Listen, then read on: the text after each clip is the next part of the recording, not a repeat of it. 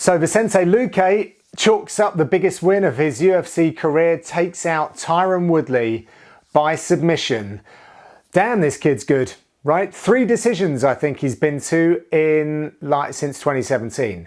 So Leon Edwards, I was actually commentating that fight. That was an incredible fight, went to decision, and you know, ever since then he's been putting together emphatic performances where he's been getting his arm raised. The only mark on that since Leon was Stephen Wonderboy Thompson. Ever since then, it's been knockout or submission, and this kid's good, man. This kid's good. Dark horse of the division. I put him in a similar category to Leon Edwards. When he was streaking, if it hadn't have been Stephen Thompson, then he would have been on a crazy win streak, only just behind Leon Edwards. But of course, Wonderboy did get that win, so we should never discount that.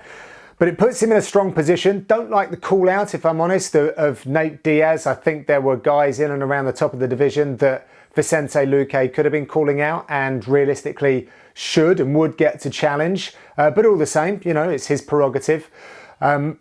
Very, very intelligent guy. Super intelligent. Speaks 3 languages. When I've had the pleasure of speaking with him and talked about fighting, I honestly think that he would be a great analyst for the UFC. I'm not sure if he already does do some work in Latin America, but if he doesn't, then they should certainly hire him because he's got that mindset.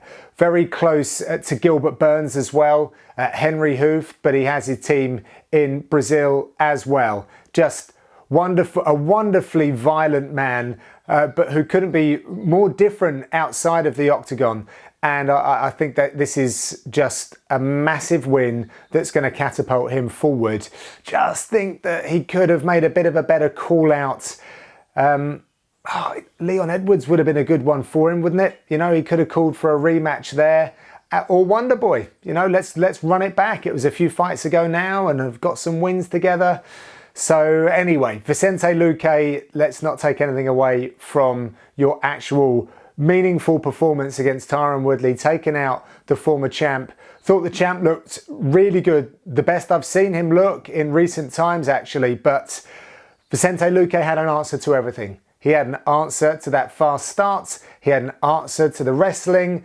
And more importantly, he was able to turn the tides and get a very crafty submission win as well, just showing that there are many strings to his bow.